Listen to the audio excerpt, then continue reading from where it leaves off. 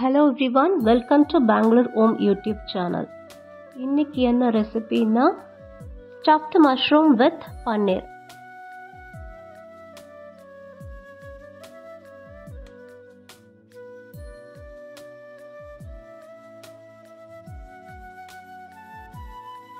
இந்த stuffed mushroom with paneer எப்படி பண்ணலாம்ன்றத பார்க்கலாம். இதுக்கு முதல்ல மஷ்ரூமை சுடு தண்ணியில் மஞ்சள் போட்டு ஒரு 10 நிமிஷம் நல்லா கொதிக்க விட்டுடுங்க. கொதித்ததும் அதை ஃபில்டர் பண்ணிவிட்டு நல்லா வாஷ் பண்ணி எடுத்துக்கலாம். இப்போ நான் எல்லா மஷ்ரூமையும் நல்லா க்ளீனாக வாஷ் பண்ணியாச்சு. இப்போ இந்த மஷ்ரூமை என்ன பண்ணலான்றத பார்க்கலாம். இப்போ இந்த மஷ்ரூம் இருக்கு இல்லையா, இந்த காம்பு மாதிரி இருக்கிற பகுதியை மட்டும் நம்ம கட் பண்ணி எடுத்துக்கலாம். நம்ம இந்த சுடு தண்ணியில் போட்டு வேக வச்சதுனால இந்த ஸ்டெம் பகுதி ஈஸியாக கட் பண்ண முடியும். அது ஈஸியாக வந்துடும், எந்த டேமேஜும் இல்லாமல் அழகாக வந்துடும். மஷ்ரூம் கட் ஆகிடும்ன்ற பயம் இல்லாத நம்ம கட் பண்ணலாம். இப்போது நான் இதை மாதிரி தான் எல்லா மஷ்ரூமையும் அதோட ஸ்டெம் பகுதியை கட் பண்ணி எடுத்து வந்திருக்கேன். அந்த ஸ்டெம்மை நம்ம வேஸ்ட் பண்ண வேணாம். இந்த மாதிரி குட்டி குட்டியாக கட் பண்ணி இதை நம்ம ஸ்டஃப் பண்ணலாம் அந்த மஷ்ரூம்குள்ளே. நான் வந்து 250 கிராம்ஸ் மஷ்ரூம் எடுத்துருக்கேன். அதுக்கு இந்த அளவு பன்னீர் எடுத்து அதையும் நான் குட்டி குட்டியாக சாப் பண்ணி வச்சுருக்கேன். இப்போது மஷ்ரூமும் நல்லா குட்டி குட்டியாக கட் பண்ணி எடுத்து வச்சாச்சு. பன்னீரும் நல்லா குட்டி குட்டியாக கட் பண்ணி எடுத்து வச்சாச்சு. இதுக்கு ஒரு குட்டி வெங்காயம் அதையும் நல்லா பொடி பொடியாக கட் பண்ணியிருக்கேன். 1/2 teaspoon oregano, 1/2 teaspoon chilli flakes, 1/2 teaspoon jeera powder, 1/2 teaspoon garam masala powder, 1/2 teaspoon ginger garlic paste, 1/2 teaspoon turmeric powder, தேவையான அளவு சால்ட், தாளிக்கிறதுக்கு பட்டர். இவ்வளோதான் இதுக்கு தேவையான பொருட்கள்.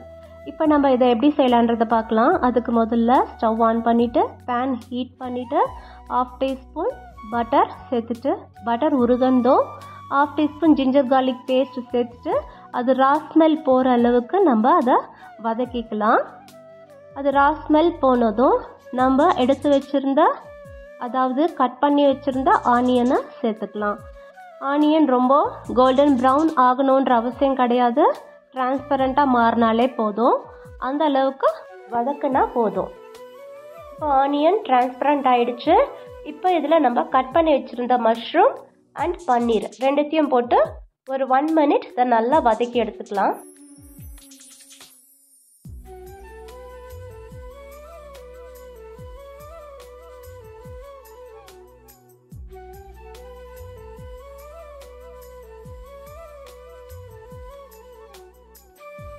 இப்போ இது நல்லா வதங்கிடுச்சு.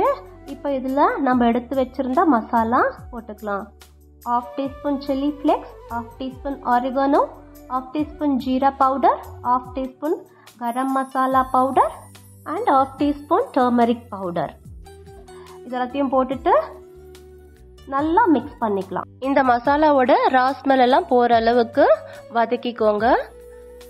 இது நல்லா வதங்கினதும் இந்த மசாலாக்கு தேவையான அளவு உப்பு நம்ம சேர்த்துக்கலாம். இப்போ நான் இதில் இந்த மசாலாக்கு தேவையான அளவு உப்பு சேர்த்துக்கிறேன். உப்பு சேர்த்துட்டு இதை நல்லா மிக்ஸ் பண்ணி விட்டுட்டோம்னா ரெடி ஆகிடும் நம்மளுடைய மசாலா.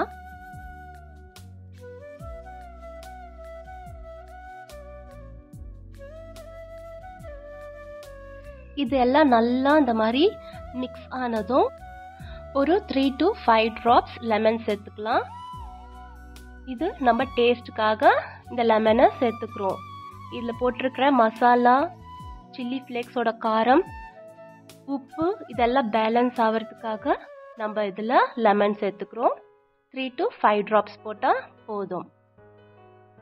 அவ்வளோதான், நம்மளுடைய மசாலா ரெடி ஆயிடுச்சு. இப்போ நம்ம இந்த மசாலாவை நம்ம கட் பண்ணி வச்சுருந்த மஷ்ரூம் உள்ள ஸ்டஃப் பண்ணிக்கலாம். எல்லா மஷ்ரூம்லேயும் இந்த மாதிரி நம்ம ஸ்டஃப் பண்ணி எடுத்துக்கலாம்.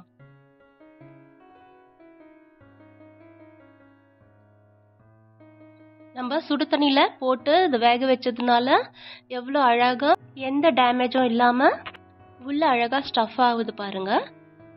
இந்த டிப்பை மறக்காமல் ஃபாலோ பண்ணுங்க.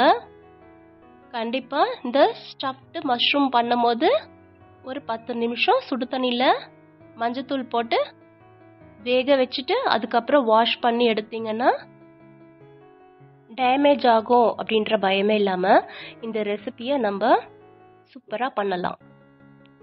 ஒரு தவாவை நல்லா ஹீட் பண்ணிவிட்டு இதில் ஒரு 1/2 டேபிள் ஸ்பூன் பட்டர் போட்டுக்கலாம். பட்டர் போட்டுட்டு அந்த பட்டரெல்லாம் நல்லா உருகனதும் இதில் நம்ம ஸ்டஃப் பண்ணி வச்சுருக்கிற மஷ்ரூமை போட்டுட்டு அப்படியே ஃப்ரை பண்ணி எடுக்கலாம். இப்போ இந்த மாதிரி பட்டர் உருகனதும் இதில் நம்ம ஸ்டஃப் பண்ணி வச்சுருக்கிற மஷ்ரூமை 1 by 1 இதில் வைக்கலாம். இந்த மஷ்ரூம் வைக்கும் போது நம்ம ஸ்டஃப் பண்ணி வச்சுருந்த பகுதி பேன் மேலே படுற மாதிரி வச்சுக்கலாம். அப்போ தான் ஸ்டஃபிங்ஸ் எல்லாம் வெளியே வராமல் அந்த மஷ்ரூம் உள்ளே அழகாக செட் ஆகிடும்.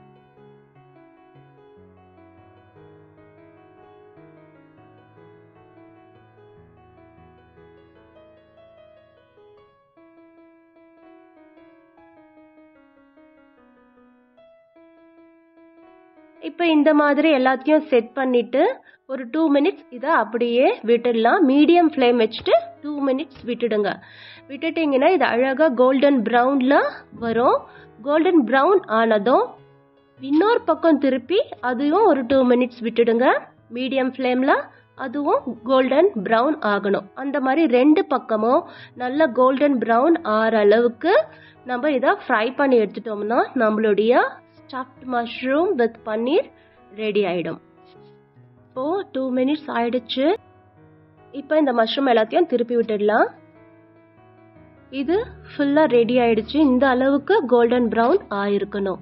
இந்த மாதிரி ஆனதும் நம்ம அடுத்த பக்கம் திருப்பி இதே மாதிரி அந்த சைடும் கோல்டன் ப்ரௌன் ஆகிற அளவுக்கு விட்டுடலாம். மீடியம் ஃப்ளேம்லேயே இருக்கட்டும். மீடியம் ஃப்ளேமில் வச்சு இதை குக் பண்ணுங்க. இப்போது 2 minutes ஆயிடுச்சு. எல்லாத்தையும் திருப்பி விட்டுக்கலாம். இப்போ பார்த்தீங்கன்னா தெரியும் 2 பக்கமும் நல்லா கோல்டன் ப்ரௌன் ஆகிருக்கு.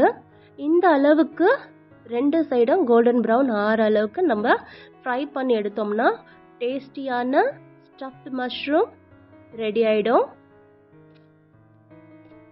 இப்போ 2 பக்கமும் நல்லா கோல்டன் ப்ரௌன் ஆகி நல்லா குக் ஆகிருக்கு. இப்போ நம்ம ஸ்டவ் ஆஃப் பண்ணிடலாம்.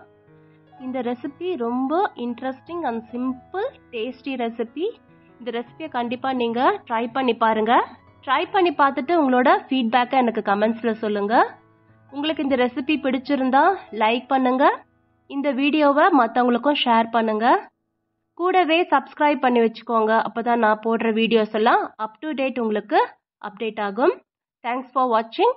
பாய்.